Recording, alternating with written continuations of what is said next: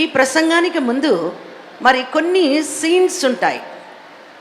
అంటే కొన్ని భాగాలతో కూడినటువంటి విషయాలు ఉంటాయి గనక వాటిని మీరు మరి జాగ్రత్తగా పరిశీలించాలి, పరీక్షించాలి అని కోరుతూ మరి మీకు ఒక ప్రశ్న వేస్తూ ఉన్నాను.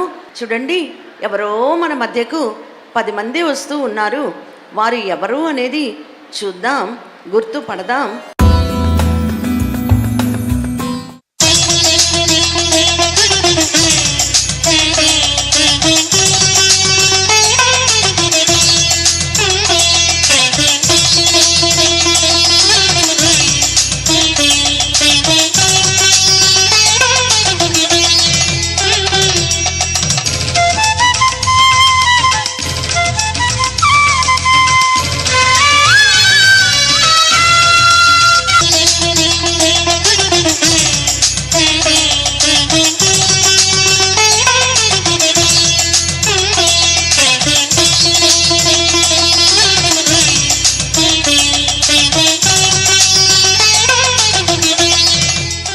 దయామయుడా, సర్వాధికారి, స్తోత్రార్హుడా, పూజనీయుడా, మరి ఒక మారు 3వ దిన ఆఖరి వాక్య సందేశము వినుటకు ఎందరినో వేల మందిని ఈ దినమందు నీవి స్థలములో సమకూర్చి 3 దినములుగా ప్రయాసున్నా బాధున్నా నాయనా, వారికి వసతులు సరిగా సమకూడినా సమకూడకపోయినా ఇంటిలో ఉన్నట్టు లేదు అనే భావము ఒకవేళ వారు కలిగి ఉన్నా, ఉన్నవాడవని ఉండి అన్నీ ఇచ్చేవాడవై ఉన్నావని నిన్ను బట్టి ఆఖరి ఆశీర్వాదం వరకు నిలిచిన బిడ్డలను బట్టి వందనాలు.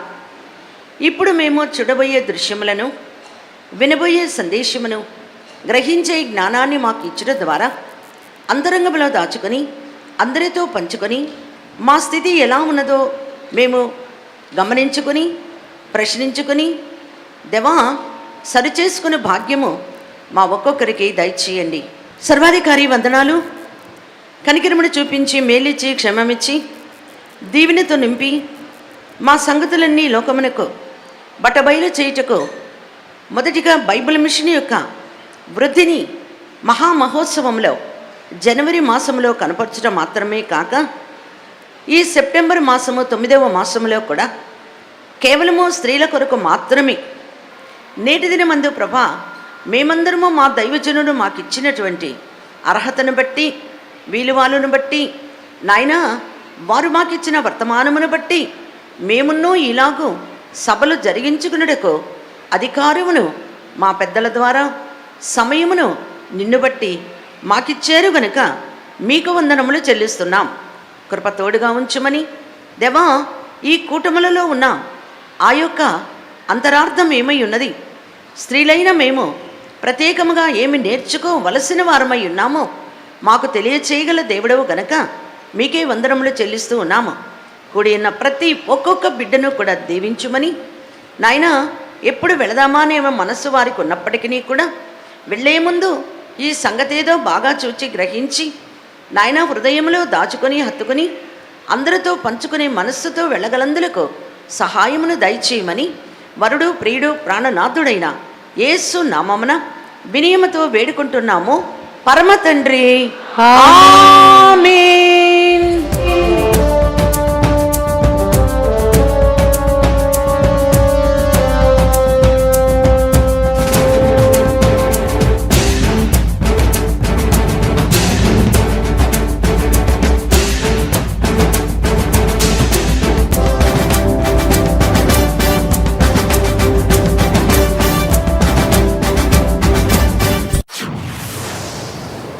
చూసారా కళ్ళు మూసుకొని తెరిసేలోప ఎన్ని దృశ్యాలో మన కళ్ళెదుట కదండి. కానీ ఇదేంటో అన్నది మరి నాకు సరిగా తెలీదు, మీకు అంతకంటే తెలీదు. తెలుసుకోవాలనే ఆశ కలిగి ఉన్నాము గనుక ఏంటో చూద్దాం. కుడివైపు ఒక 5గురు, ఎడం వైపు ఒక 5గురు నిలబడి ఉన్నారు. వారిని మీరు బాగా పరీక్షించండి.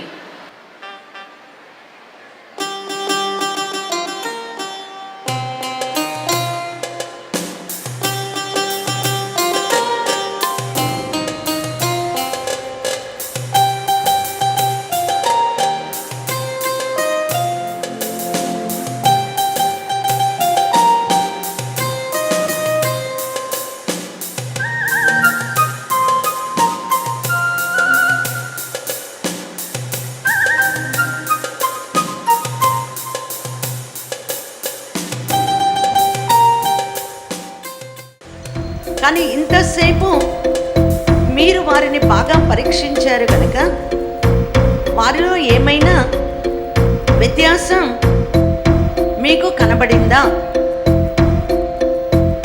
కనబడిందా లేదా? ఓకే, కనబడింది. ఏం కనబడిందో చెప్పండి. ఏం కనబడింది? ఏం కనబడింది? చెప్పాలమ్మా.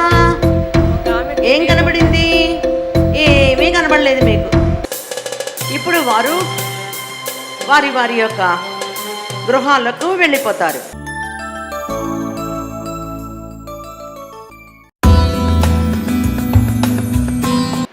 ఇక్కడ ముగ్గురు వ్యక్తులు కనబడుతూ ఉన్నారు. వారు ఎవరో కూడా ఒకసారి చెప్తారేమో అని మరి నా ఆశ.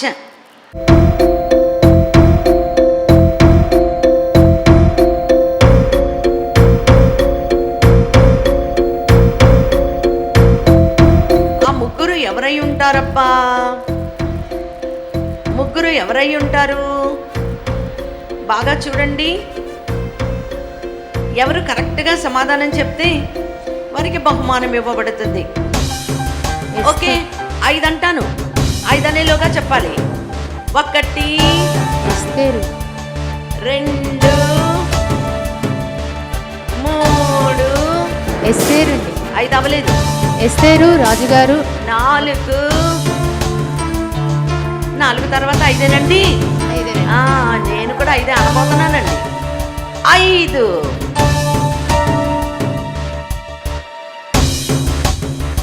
ఏమో కథ చివరిలో తెలుస్తుంది. అలాగే చూడండి, మీరు చెప్పినవన్నీ తప్పే. మీరు చెప్పినవన్నీ తప్పే అన్నాను కదా. ఓకే, తర్వాత ఏం జరుగుతుందో చూద్దాం. ఓకే, 3rd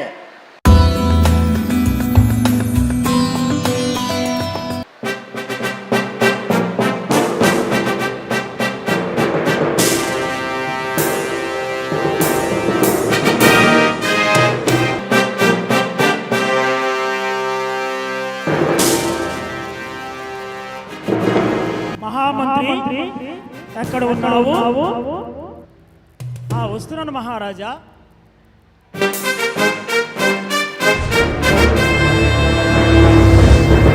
మహారాజా సెలవివ్వండి. మహామంత్రి రాణి గారు తమ సౌందర్యమైన రూపాన్ని మన సభ ఎదుట కనబరుచుటకు రమ్మని నా మాటగా తెలియపరచండి మంత్రి. చిత్తం ప్రభు.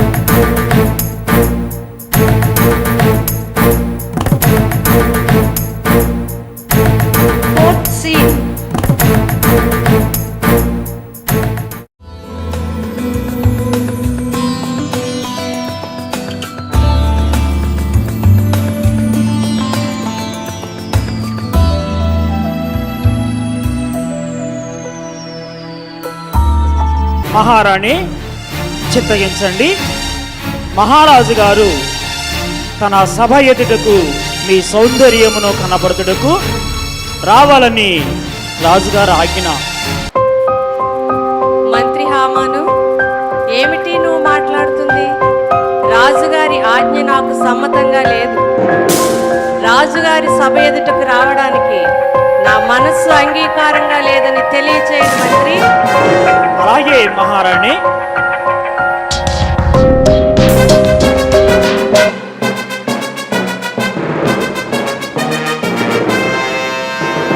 కనుక రాజుగారి సముఖమునకు రావడానికి తనకు ఆమోదకరముగా లేని కారణాన తాను కిరీటమును పోగొట్టుకున్నదై చాలా వేదనతో దుఃఖముతో సాగి వెళ్ళిపోతూ ఉన్న రాణిని మరొకసారి మనము చూద్దాం.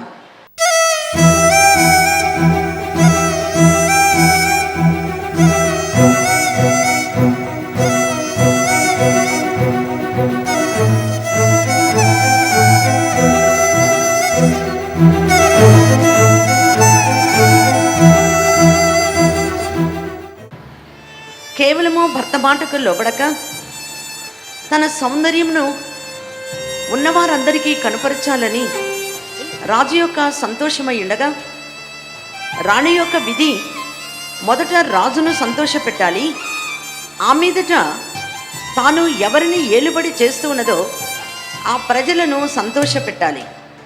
కానీ ప్రజల యొక్క సంతోషము కాదు అని తాను నెట్టివేసిన కారణాన, అలాగే తన భర్త అయిన రాజు యొక్క మాటకు విధేయురాలు కాలేదు కనుక తాను రాణిగా ఉండకుండా త్రోసివేయబడుతూ ఉన్నది.